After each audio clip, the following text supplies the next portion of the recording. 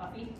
And I ended up doing most of it on my own, solo, in part because it was hard to get people who wanted to paddle through like hundreds of miles of empty gasland with me. But it ended up being this kind of like solo adventure in that little boat. And it turns out that I got lucky in a lot of ways, but I got really lucky because something like a river trip is a really good narrative. And I didn't know that going in, but it clearly starts in one place and it ends up in another. So that gives that story motion. It takes you somewhere. And it also let me encounter all these different things along the way. And I could kind of pull the reader through the story with details of my adventures and misadventures, like where I got stuck in rapids alone, or what it was like to camp in these places that not a lot of people see. And then I could use that narrative and those scenes to connect the dots between things like agriculture and municipal use and energy and recreation. And those sectors, those pieces on their own, are kind of just ideas. They can be really intangible and hard to grasp and hard to kind of wrap your brain around what's going on with them. So by being in the landscape where they happened, I could ground them, I could give them details, and I could make them real. So that was one of the big tools that I would use here and that I always use in storytelling. And another tool that I use in almost every story is character. And I think that you need characters to lead you through your story. And this is a little bit of a tricky one, and we can maybe debate about it in the question and answer period about what a character is, because I think you can argue that a river could be a character, or an animal, or a landscape, or a dam. But I think that whatever they are, they're touch points for your readers to relate to.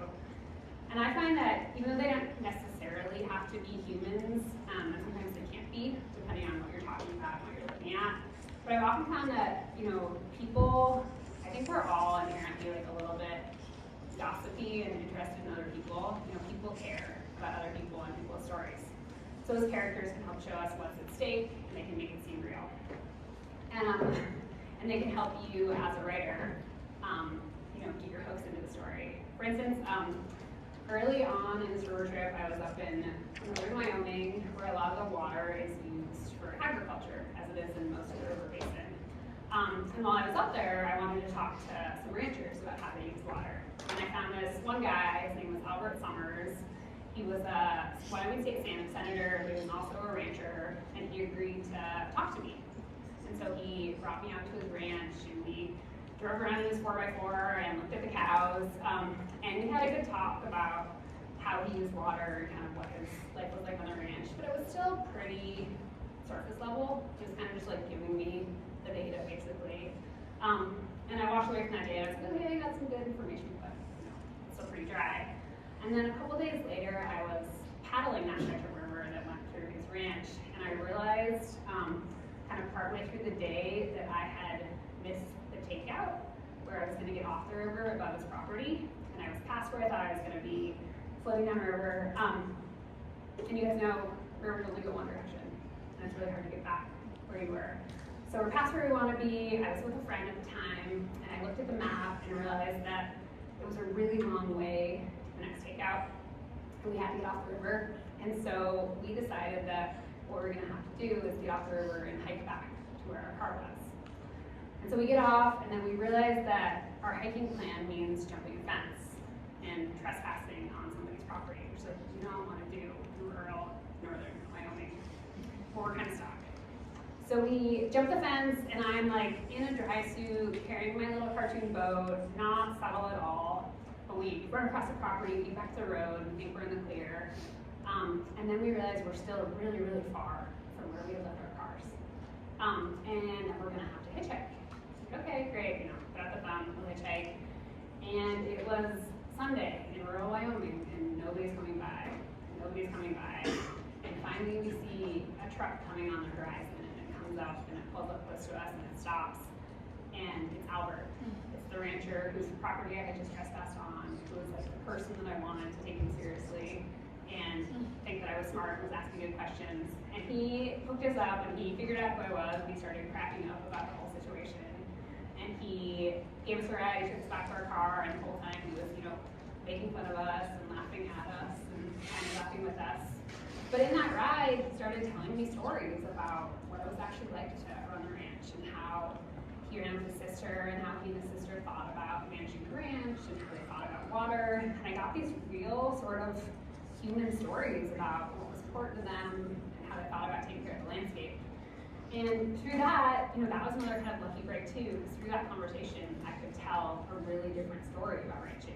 Now we had a relationship, and we had established trust as real people, and I could use him as a character to really show the complexities of trying to make a living in agriculture, and how that was woven in with water use, and how that impacted real people. And that kind of gets me into the next thing that I want to talk about. This is point 3. This is my biggest, most important point. If you guys get anything out of tonight, I want to do this, and that is that if you don't have your facts right, you don't have anything.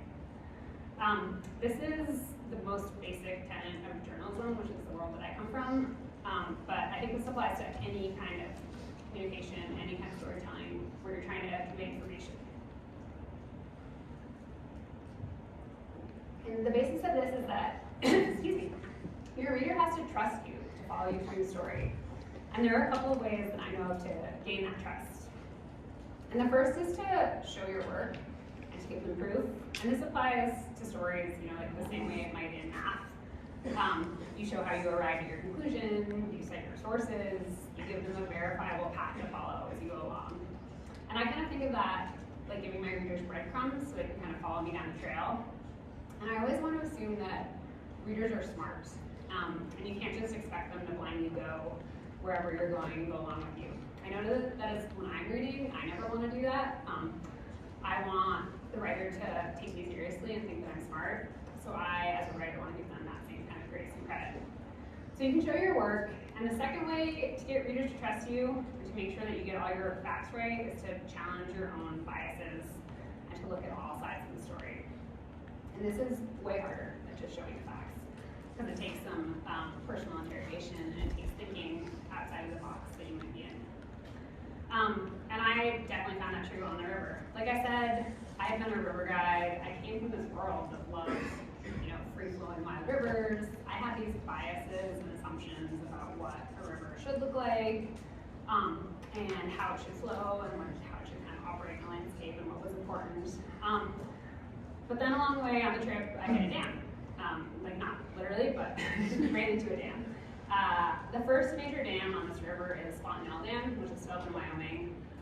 And I figured when I got there on the river, I had to do my due diligence and kind of see what was going on. So I found the number for the Bureau of Reclamation official who ran the dam, and I called them up, and I kind of figured that I would get some government official run around and get sent to the media person. But this guy picks up the phone and he was like, "Hey, yeah, sure. Can you be here in half an hour?